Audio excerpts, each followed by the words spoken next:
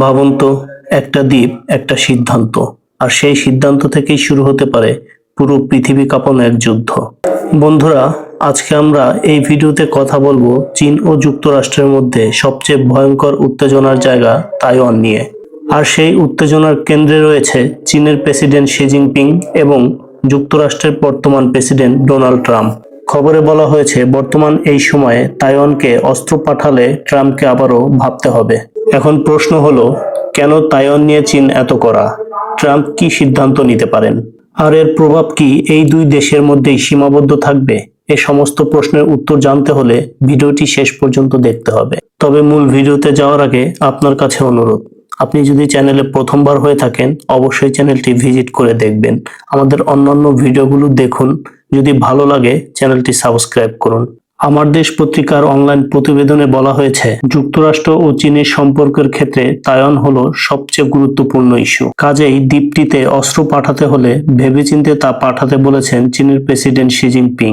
সম্প্রতি যুক্তরাজ্যের প্রধানমন্ত্রী কিয়ার স্টারমার সহ পশ্চিমা নেতাদের চীন সফরের পর ট্রাম্প ও শি জিনপিং এর ফোন আলাপ হলো। ফোন আলাপে শি জিনপিং বলেন, স্বশাসিত দ্বীপ তাইওয়ান হলো চীনের ভূখণ্ড এবং দেশটির সার্বভৌমত্ব ও আঞ্চলিক অখণ্ডতা রক্ষা করবে তার দেশ।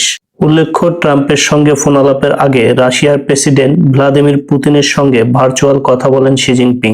আগামী এপ্রিল মাসে ট্রাম্পের চীন সফরে যাওয়ার কথা এবং এই সফরের জন্য অধীর আগ্রহে অপেক্ষা করছেন বলে জানিয়েছেন তিনি। ট্রাম্প ও শি জিনপিং এর সর্বশেষ কথোপকথন হয়েছিল গত নভেম্বরে। সে সময় ট্রাম্পকে চীন সফরের আসার আমন্ত্রণ জানিয়েছিল শি জিনপিং। তবে চীন ও যুক্তরাষ্ট্রের সম্পর্কের ক্ষেত্রে তাইওয়ান ইস্যু এখন সবচেয়ে স্পর্শকাতর বিষয়। চীনের প্রেসিডেন্ট শি জিনপিং সরাসরি সতর্ক বার্তা দিয়েছেন, যুক্তরাষ্ট্র যদি তাইওয়ানকে আরও আধুনিক অস্ত্র সরবরাহ করে তাহলে চীন সেটা নিজের সার্বভৌমত্বের বিরুদ্ধে হুমকি হিসেবে দেখবে। বিশেষ করে বর্তমান মার্কিন প্রেসিডেন্ট ডোনাল্ড ট্রাম্পের নীতি চীনের কাছে বেশ আক্রমণাত্মক বলে মনে হচ্ছে। তাইওয়ান আসলে কি? চীনের দাবি অনুযায়ী তাইওয়ান চীনের অংশ, এটা আলাদা কোনো দেশ নয়। কিন্তু বাস্তবে তাইওয়ানের আলাদা সরকার, আলাদা সেনাবাহিনী, আলাদা অর্থনীতি এবং আলাদা নির্বাচন ব্যবস্থাও। এর মানে আইনগতভাবে বিতর্ক থাকলেও বাস্তবে তাইওয়ান একটি স্বাধীন রাষ্ট্রের মতোই কাজ করে। আর এখানেই শুরু হয় সংঘাত। আর এক্ষেত্রে যুক্তরাষ্ট্রের অবস্থান খুব কৌশলী। তারা প্রকাশ্যে বলে, আমরা ওয়ান চায়না পলিসি মেনে চলি, আবার গোপনে ও প্রকাশ্যে তাইওয়ানকে অস্ত্র দেয়, সামরিক প্রশিক্ষণ দেয়, এমনকি রাজনৈতিক সমর্থনও দেয়। কিন্তু কেন যুক্তরাষ্ট্র এই দ্বিপাক্ষিক মনোভাব প্রকাশ করে? চলুন এর উত্তর জেনে নেওয়া যাক। তার মূল কারণটা হলো, তাইওয়ান ভৌগোলিকভাবে চীনের খুব কাছে। তাইওয়ান আসলে যুক্তরাষ্ট্রের জন্য চীনের শক্তি আটকে রাখার কৌশলগত জায়গা।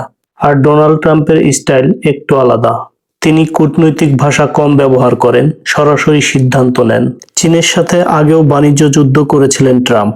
এখন তিনি আবার ক্ষমতায় এসে তাইওয়ানের নিরাপত্তা জোরদারের কথা বলছেন, অস্ত্র সহায়তা বাড়ানোর ইঙ্গিত দিচ্ছেন। চীনের ভয়টা এখানেই।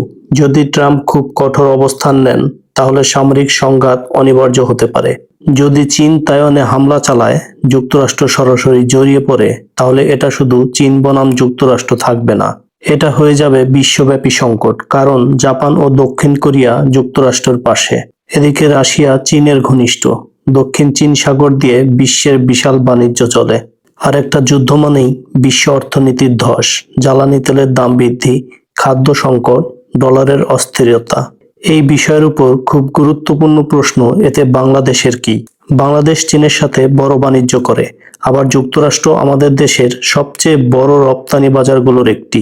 এই উত্তেজনা বাড়লে রপ্তানি প্রভাবিত হবে, ডলার সংকট বাড়তে পারে, নিত্যপণ্যের দাম বাড়বে, মানে এই সংঘাতের ঢেউ আমাদের ঘর পর্যন্ত আসতে পারে।